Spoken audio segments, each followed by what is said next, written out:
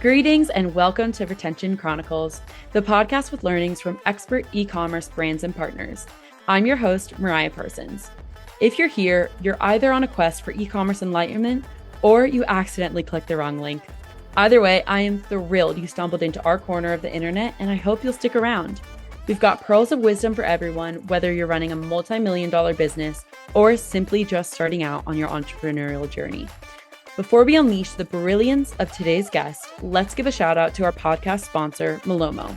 Malomo is so much more than just another Shopify app. They're post-purchase wizards, making beautiful and branded order tracking smoother than a jazz solo, so our amazing founders, like our guests, can keep their customers happy and up to date while they track their orders. So hit that subscribe button, like it'll increase your LTV overnight, and go listen to our other episodes at gomalomo.com. That's GOMALOMO.com. Get ready for insights, chuckles, and perhaps a profound realization or two with this newest episode of Retention Chronicles.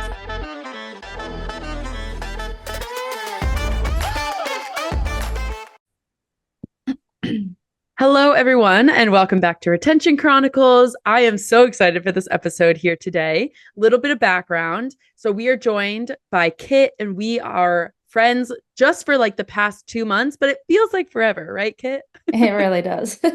Yes, we met. Yeah, we met at a Retail Innovation Conference Expo, RICE abbreviated. I don't know if they officially call themselves RICE, but for this purpose, I'm going to say that they do. And it's a conference mainly focused in retail, as you can imagine from the name, but in Chicago. So we met probably, I think, when did we meet officially? It was like one session, right? It was first session? The first, yeah, right? Okay, that's what I thought. I was like, yeah. It was either the first or second session. Yeah. And just hit it off. So we spent literally the whole conference together, which we did. really helped me. And we have to give Claire a shout out as well. We do. Because she was also hanging out with us, but she either so kindly let you take this podcast on solo. She's busy doing some other stuff, but it is great to have you here today. So thank you for making the time. No, thank you very much for having me. I'm really excited to be here. Yes, we're going to dive into it all. First, though, give our audience a little bit of a background on yourself. Obviously, tell them where you're tuning in from, because that's it. Just they're going to hear your accent. And then we'll dive right into it. Awesome. Thank you, Mariah. Well, I'm Kit. I'm tuning in from Australia. It's the morning here and it is the middle of winter, so experiencing a little bit differently to what Mariah's experiencing right now. But I am the Global Operations Manager at Custom Neon. We sell custom LED neon signage. And yeah, it's a whole lot of fun, and I'm excited to get into the questions. Yeah, I had so much fun looking through, because obviously when we met in person, like we're not sitting down and like actually looking at all of your beautiful branding and like all that fun stuff. But I had to do it after the fact, especially prepping for this, because we talked about it in person. And so it was just so much fun. I was like, oh my God, I feel so like attached to the brand just from knowing you and Claire, where I'm like, oh, that's so good. Stuff on social and your website and everything. So it's fun now to kind of have a little bit of slow time after the conference and like see what you all are doing with Custom Neon, and the space that you're in with being able to tap into so many different areas of the market. Because like signage is, we talked about this in person, like signage is just, it is all over the place. And so it's a really fun playground for you all to be in, because you can be at, you can work with retailers, but you can also work on the direct to consumer side. You can work, in different stores and different outlets, and they can look like all different things, even though it's all through you all. So it's a great space. Yeah, it's a really fun product to work with, because you get to kind of feed, a lot of people in our business have a creative side, and it gets to feed that most of the time just because of the product that we're around and the things that we're getting to do every day with it, to help other brands. So yeah. And for our listeners as well, you all sell, I think I hinted at it, but B2B and B2C. So this will be a very fun conversation for us, because as you know, we're mostly in the e-com B2B side with the Malomo side of things, but our customers obviously are B2C or D2C. So it's a fun, everything is related, but everything's just a little bit different. So we're going to dive Yes. into all of that. But I Nice. want to make sure that we also talk about clouding over because it's a part Mm. of your experience. So give our listeners a brief background of clouding over as well. Yeah, so clouding over is my little, I guess, side project that I, work on when I have a chance. But essentially it's resin homewares and furniture. And it's something that my partner and I do. We design it and then we have it manufactured, and they're really unique pieces for people's home, and people have kind of really liked, having that option and having a really unique piece. And we've kind of really enjoyed that journey so far as well. Mm-hmm. Also, another thing that I think I was in person stalking, clouding over Mm. your social media with you once I found Yes. out that you had it, and we were just having so much fun. Yeah. Okay, so now clouding over is also like you're dipping into retail and then Mhm. e-commerce as well. Cause I remember us talking about a specific store, had them Yeah. in their stores. So you're partnering with Yeah. retailers in Australia. How have you seen just like high level some differences between what you're doing with clouding over and then what you're doing with custom neon, and how are they similar? Because I always love to like hear about how what you've been learning at custom neon influences and then what's some like newer challenges. Yeah, 100%. I mean, the biggest challenge always with custom neon is that I mean, the name is very literal, in the fact that everything is custom that we do there. And I've tried to bring kind of a little bit of that over into clouding over in terms of um, things being kind of more made to order. It's Mm-hmm. not a custom product as such where you can make, amendments to it and changes, but it is kind of very small batch production and manufacturing, and a little bit of exclusivity around it.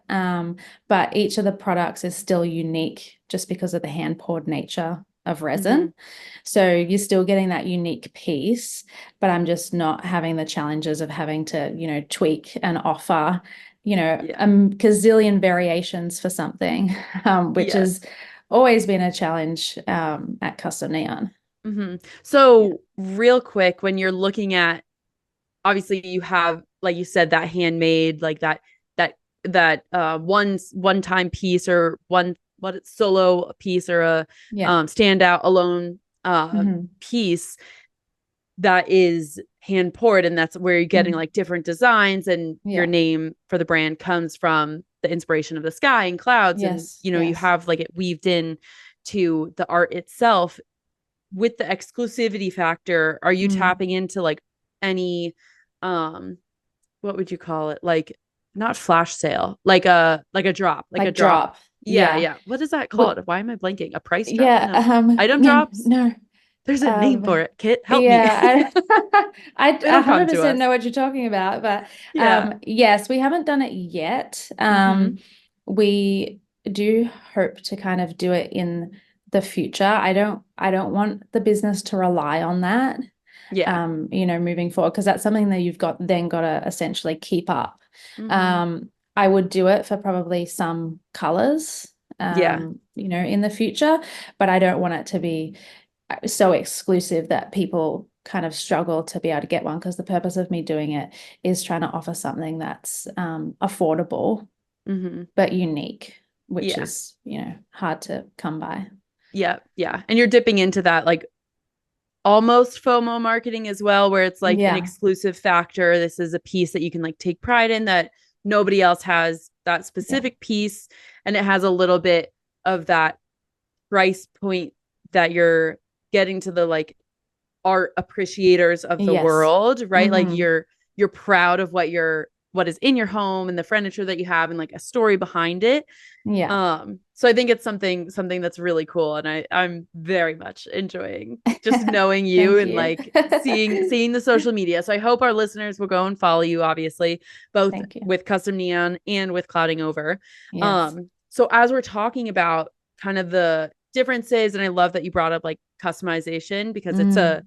it's something that in my field, I know we discussed as well, where it's the post-purchase experience. You want to be able to Mm. customize something. You want to have it be branded, but there's Yeah. also a little bit of a like templatized version that you Yeah. can say like, okay, this is what works time and time again versus different brands.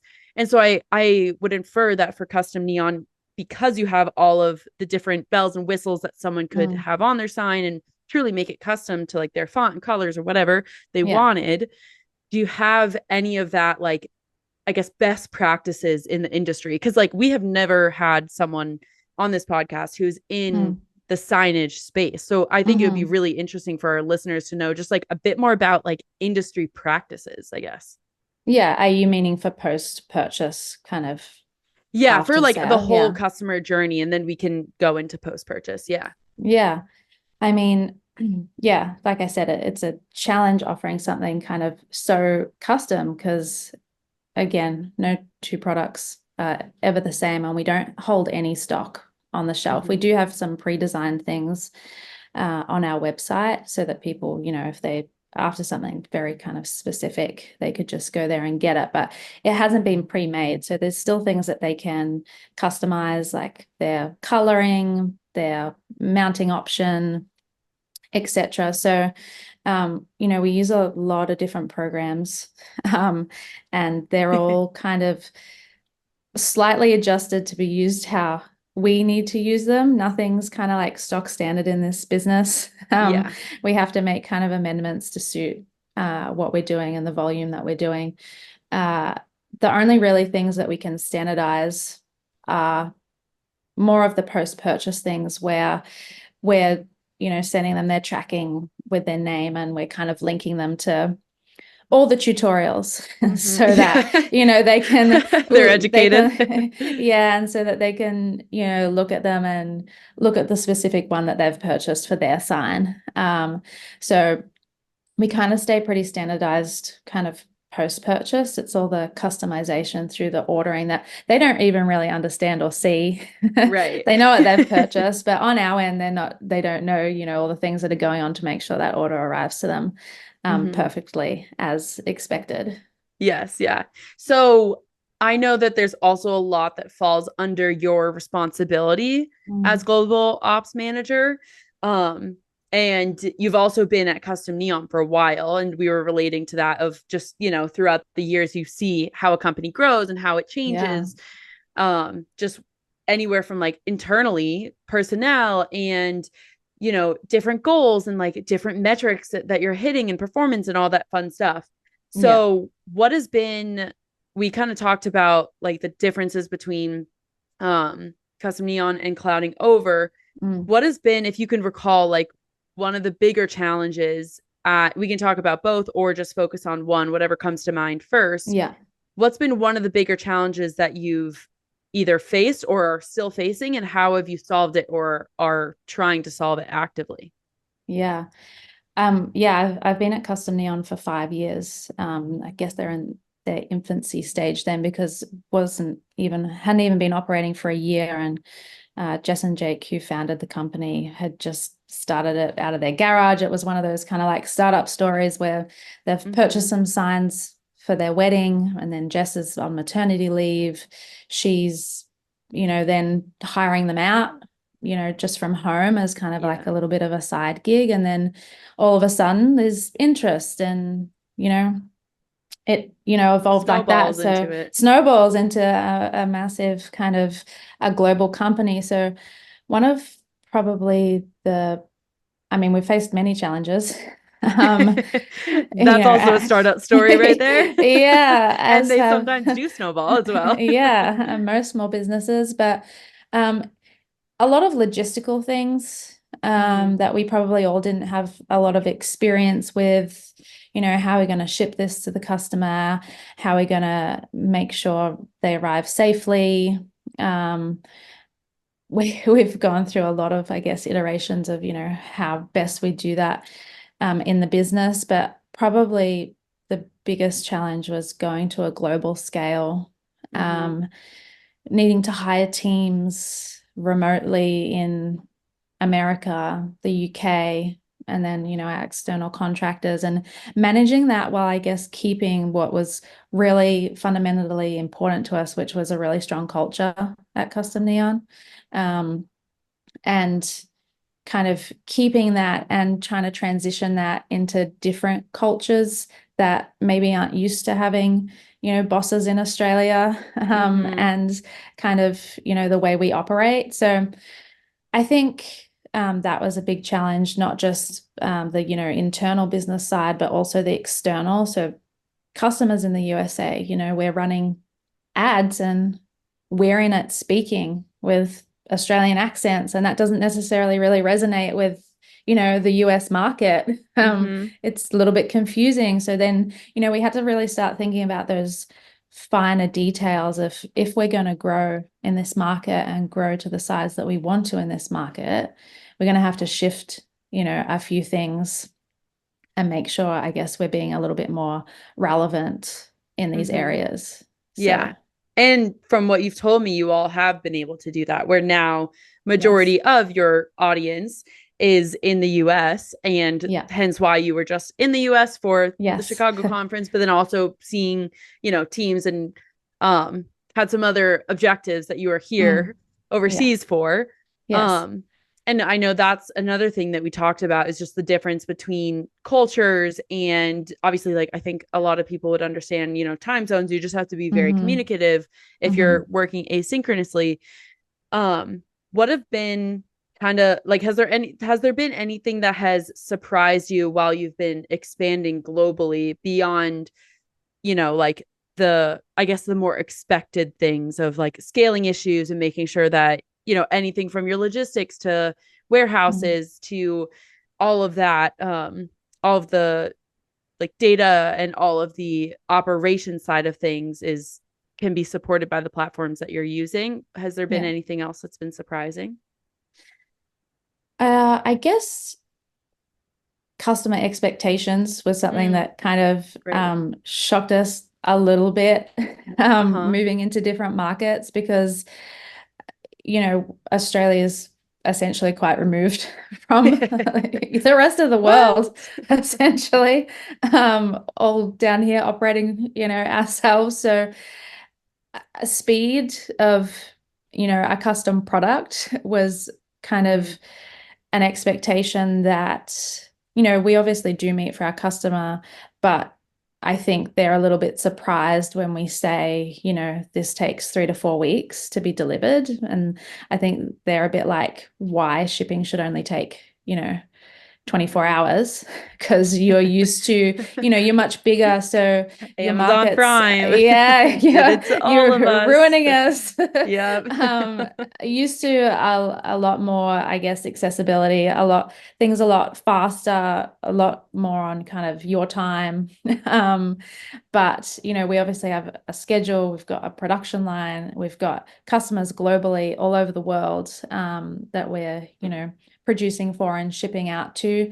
So I think that was one, and also expectation about kind of product. Obviously in the US, there's a lot of traditional glass, neon, and, we absolutely appreciate and respect that art form. It's beautiful. We're obviously bringing something different to market, in terms of something that's, easier for people to move around with, take places, businesses to, not as breakable. Yeah. Energy efficiency, customization, things like that. So we're kind of bringing something different, but I think at the start when it was like a newer product that we were out here kind of selling, it was a little bit harder for people to kind of accept and understand that it was handmade.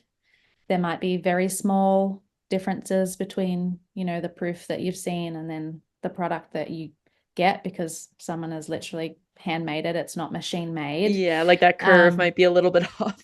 Yeah, exactly. And we've come through that. It's definitely doesn't present as much of a challenge anymore, but I would say that's, in terms of differences of locations, that was probably one that we found to be most challenging. Yeah, well. That's a great one to call out, like different customer expectations, because I think it is like we see this at Malomo with if you are proactive and tell someone before they're frustrated about something, that like, oh, you can expect blah, blah, blah. You can expect that this might be delayed, or it Yeah. might, if you're ordering like ice cream online, right? Like you need to be at your doorstep when Yes. it gets to your house so that it's not Yes. melted. Or if you're ordering any food or whatever beverage you have to sign for, if it's alcoholic, all those Yeah. little nuances that maybe as a consumer you're not thinking about, the brand has to take on that responsibility of sharing with their customers. Okay, Yeah. expect this because it will be something that you'll Yes. bump into Yes. in a couple of days or a couple of weeks whenever you're getting your product. And Yeah. so if you can kind of get ahead of that customer frustration or potential customer frustration, to tell someone, okay, this is a handmade product. It's going to take Yeah. longer because it has to go through the whole production line. It's handmade. Mm-hmm. And then on top of that, we're also shipping it globally to you in a Yeah. different country, in a different continent or country. Then you Yeah. have to, you can set those expectations Expectations. so someone isn't Yeah. disappointed, because it Yes. And makes it, it's so small, but it makes so much sense. yeah. And it's a fine line, I think, too, that has been a learning curve, that we want to give all that information, but we also don't want it to be information overload because there's already so much information about it being a custom product and how this kind of whole process is going to work. It's easy for people to kind of skip out on those, little bits of information that we really hope they understand, You're like, before please don't be skipping purchasing. them. Yeah. But it's a fine balance between, what information we actively try to put in front of the customer and what information we have available for them to find out themselves, but it relies on them going and actually looking. Yeah. The extra effort is on them. Yeah. Yeah. Do you have any sort of guidelines or like examples of, maybe what's making the cut, that like, okay, they need to absolutely know this about our product versus like, this is a nice to have for them to know about, but it's not essential enough that we need to, it falls into the information overload categories. Do you have any like idea of where you kind of split those lines? It's okay if you Yeah. don't, because it's a very general question. I guess the main one that is a need to know, is, our colors and the expectation around, again, because that product is handmade and the actual tubing and lighting is handmade in its kind of like batches. There can be slight variations, in that every time, even if it's the same color. Yeah. Like a So like a pink might not be as vibrant as maybe a picture or something like that. yeah, so we do have a lot of disclosure around, what you're viewing and seeing right now might not be exactly as you see it, Yeah. when it arrives. Still going to be beautiful. Here's heaps of examples and options so that you can see, because, it's going to change based on your lighting. It's going to change based on kind of the Surrounding colors and all that surrounding, stuff. yeah, Yep. variables that are in your The quality specific of your space. camera, like the camera Yes. settings, all of Yeah. that fun photography stuff that I know very minimal stuff Yes. about. Yeah. So kind of that's probably the most important thing that we try to make sure they're aware Yeah. of. Yeah. Okay. Awesome. Do you know, in terms of like the product line and actually producing a sign, do you have what kind of numbers are we talking about when you're looking at it? Like, you serve a global market, but you have a custom product. Is it like, how many people would you say is part of that aspect of custom neon? The manufacturing side. Yeah. Oh, there's You a can lot. ballpark. Yeah, I would, I mean, I would say 50, and that's A from good chunk. Yeah. our engineers, our product, development team to our manufacturing team. We've got a really strong team because, we're often thrown, left of center ideas from people that want to do something. And we're very much yes people here at Custom Neon. We really find it difficult to It say showed in the 2 no. days we spent together where you were Yeah, like, let's do this. I'm like, I love yes. it. We really want to be able to bring a customer's vision to life, no matter how kind of obscure or challenging it might be, we always have the resources to do it because of this team. It's just, working it out and, going through that process with them. But, we've got manufacturing facilities here in Geelong in Australia, with Texas, Los Angeles, and also in Asia. So I got to visit our Asia manufacturing facility earlier this year, and it was incredible to see the amount of people who are involved in, helping us develop these ideas, being innovative, being yes people with us, and us kind of helping each other come up with new ways to do things. So, yeah, I love it. So I want to continue the train of like customer expectations. Are there different expectations when you're looking at the B2B versus B2C side of the business? Like, are there, I guess, nuances when, you're dealing with a certain sector, a certain customer, or is it pretty much, once you're talking to someone, it's the same general process that you're going through that we just kind of outlined of like, this is the education, this is the need to know, this is like how long it's going to take for us to manufacture and to ship it to you. This is, there's going to be this slight variance of the product. Is it pretty similar with how you're selling? It is similar, however, I would say for our B2B customers and, within those B2B, the commercial side of our customers, they like definitely a little bit more in-depth information, even just about the product specifications. Is this UL listed because it's going into a, building complex that requires that? So there's definitely kind of, I guess, a greater level of detail involved sometimes for our B2B and commercial side versus, the parents who want something for their nursery with their child's name, or, the daughter who wants to buy their dad a man cave sign for Father's Day. They don't really care as much about the, finer details. They just are excited that it's a custom product. We've given them the same information about the variances and this is what to expect. And they're just happy to, ride through that process. But it maybe doesn't have to be as perfect or as specific, like you said. Just less details needed for consideration, I guess, because they don't need to take as many things into consideration for their dad's man cave. How many signs have you created that say man cave? We've done so many. They don't necessarily say man cave, but they're going to a man's cave. It's like right, it's like den or something. Like I'm sure we could pop off with amount of names that you're like, I know exactly where this is going. It'll be like Tony's Bar, or stuff like Dad's that. Den. So the options, we've seen a lot in the last 6 years. So yep. Okay, awesome.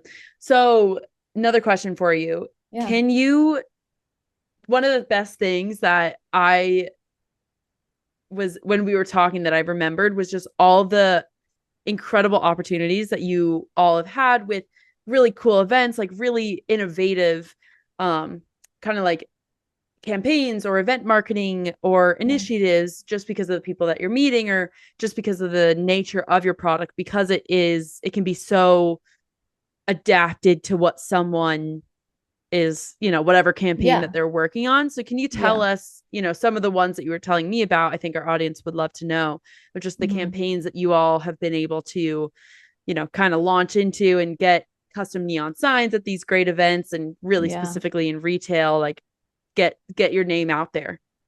We've had the privilege of working on many kind of, like you said, amazing projects and opportunities.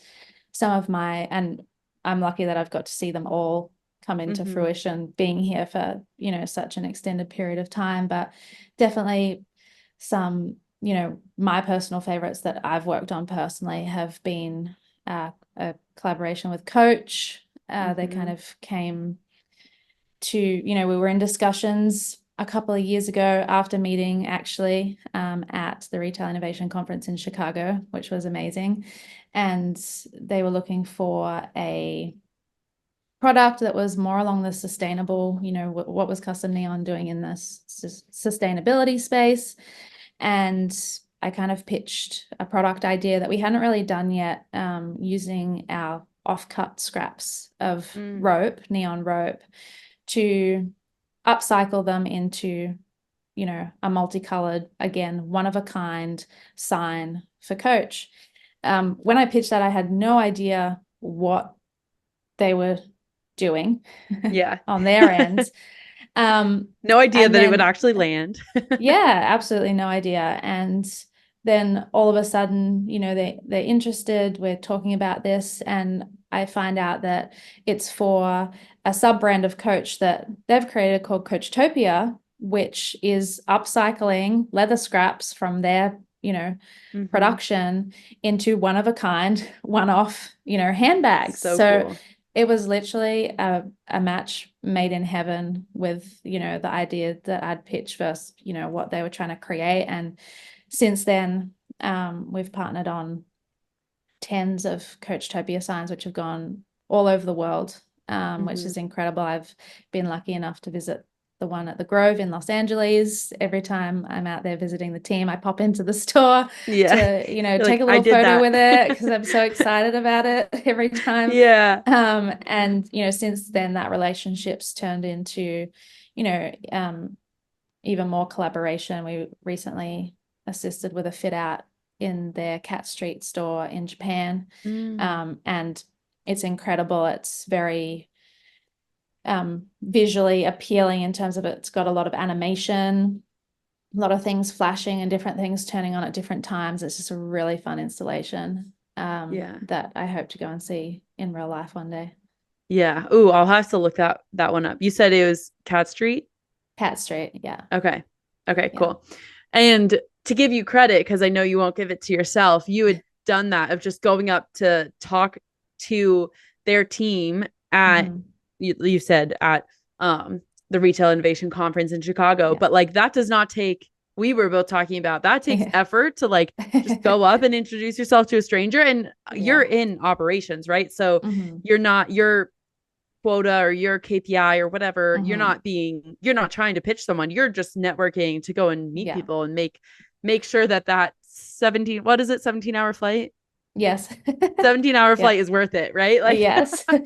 So I give that credit to you of, it's not an easy thing, especially post pandemic, of just trying to go up to people, introduce yourself, learn about what they're doing, especially panelists. I think we learned, you have been to the conference before, but my first year, we were just in awe of how much people like to connect and want to talk to you, but you just have to make the effort, right? Of like going 100%. Up to them right after they hop off stage and just saying like, I really like this, I have a follow-up question, or can we stay connected because you seem like a cool person and I want to see what you end up doing, or the things that you were talking about with this launch, I want to see 4 months down the line what that means. So I commend you that you were obviously able to work on such a great campaign, but then also have the bravery and the courage to go up to someone and just say like, I'm going to introduce myself, and that's going to be that, because it is not an easy thing to do. Yeah, it can definitely be a little bit intimidating, and that was actually the first conference that I'd attended. That's right. Yeah. Bailing someone up on the side of the stage from Coach, who's a senior, Giovanni, who's, a senior, part of the team, and, having a conversation.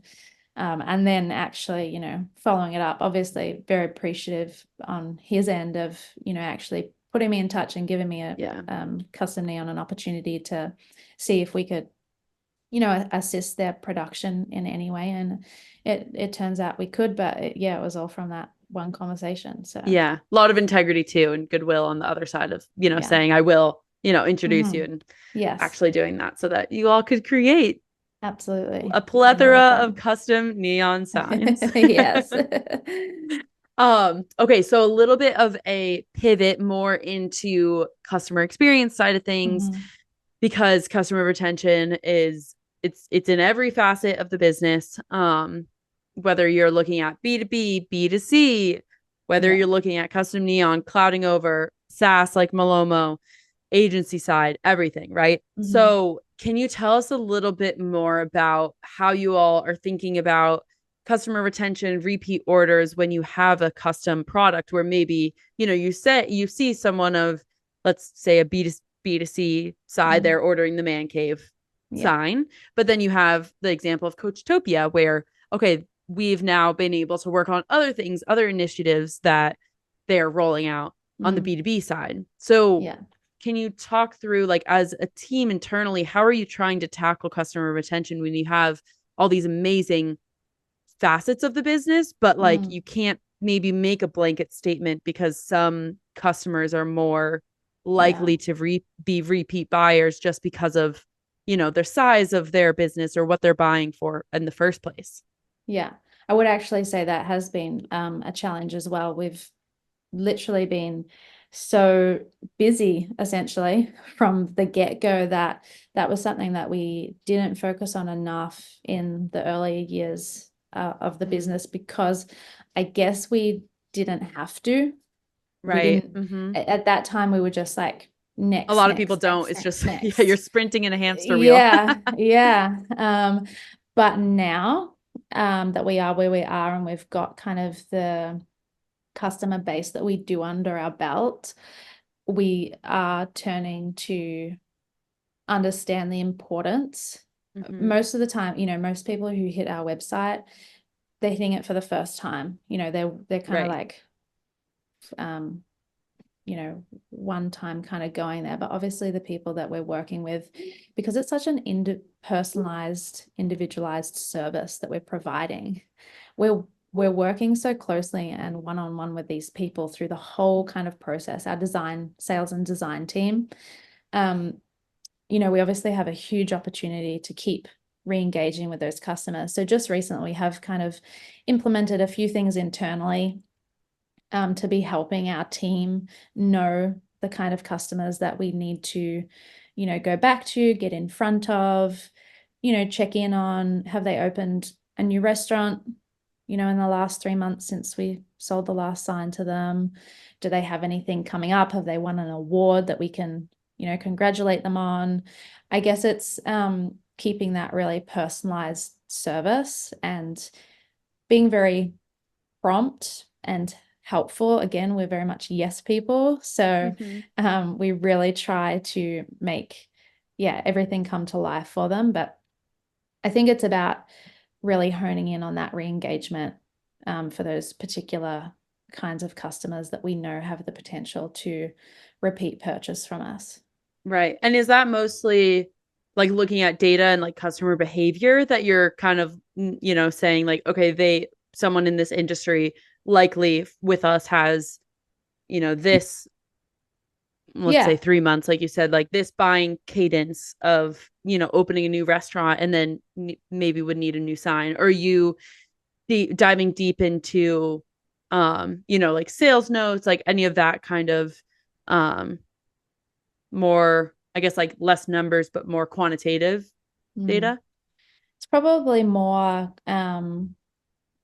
we obviously have things where we can filter out, our straight to our B2B customers. Mm-hmm. And then going deeper into that, we're looking at, the last communication we had, the deal value of what they spent with us.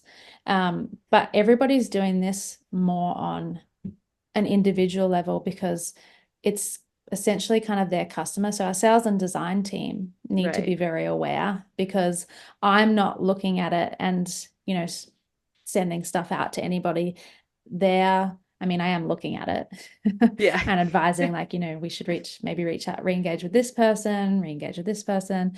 But because they know the customer, Mm-hmm. because they've worked with them one-on-one, phone calls, emails, throughout the whole process, it's really on them to be looking at, the data, like the value, what kind of, we've got it broken down into hospitality, celebrity, but like, Yeah. very All the different specific. industries. Yep.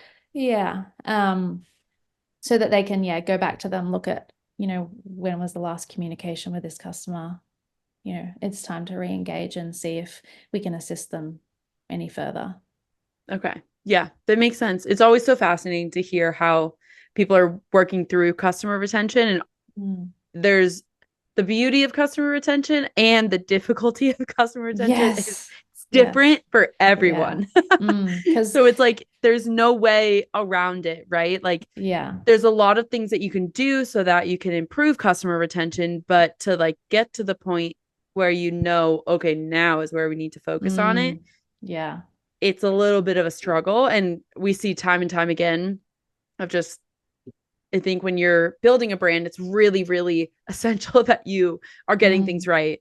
And like just acquiring customers and just like you're seeing, oh my God, a sale is a sale, right? But then once you get to that turning point of, okay, we've made X amount of sales from these wonderful people. Yeah. How can Let's we dip back into that? Yes. How can we tap back into that? How can we be better? How can we make sure that we're being of a great partner for them, right? Even if it isn't the right time or that we're staying top of mind, but we're also looking into our partners and invested in like their journey and seeing what they're doing and all the cool innovative stuff. So it's always a fun time to hear, which is why I love this podcast of just like how someone is even attempting to tackle it, because we're all human. We're all just trying our best out here. I think all founders relate to that, all founders and operators too. It has definitely been challenging, and we've actually started sharing with our team, kind of showing them directly, what percentage of deals, signs that you sold this month were from repeat clientele. That's awesome. Because there's a direct correlation between that percentage and the revenue that was able to be generated. As that percentage rises, the revenue generation rises. So it is definitely something that we're putting a lot more focus on now moving forward. Well, I don't want to wrap us up, but I know you have to get started with your day and I'm ending my day. Yes. Is there anything you want to share with the audience before we log off? Anything that you're looking forward to? Could be anything from promotions to launches to, I don't know, just something that you're eagerly awaiting. We have always got lots going on at Custom Neon. It literally never ends. Product development, things we want to bring to market. But yeah, I won't say too much about any of them, because sometimes they take a little bit longer to actually come into fruition than we'd all like. But that's just the reality of us, a small team and big dreams. So, I mean, on our radar, obviously, is Black Friday's fast approaching, even though it's only July. Craziness. I know. That's what we'll be gearing up for over the next few months. So okay. Yeah. So are you starting? You're starting now. That's also another fun topic that I just like to ask people of when are you starting? Good old Black Friday, Cyber Mondays planning. Yeah, we're starting now. Our marketing team is, all over it. We've got better and better at it. Again, with that kind of volume and that amount of customization, things have to shift a little bit. So it's really important that we're communicating really clearly with our customer, that we're communicating really clearly with our team during that period. There's the Christmas plays a part in it, because the Christmas cutoff dates are kind of mingled in with that. And it's just a really busy time for us. Yep. The bye date to get it by this time. Yeah. Yep. So it's a fun time. To that. Yep. We love it. Well, I'll let you get back to that fun stuff. Thank you, Kit. This has been amazing. I'm so happy we got to meet, and I know we're going to be continuing to have these conversations on the microphone and off the microphone. So thank you for making the time. I know it, the time difference doesn't make it super, super easy, but it was so worth it. No, I super appreciate you chatting with me, Mariah. Loved it. And I look forward to chatting further. Love it.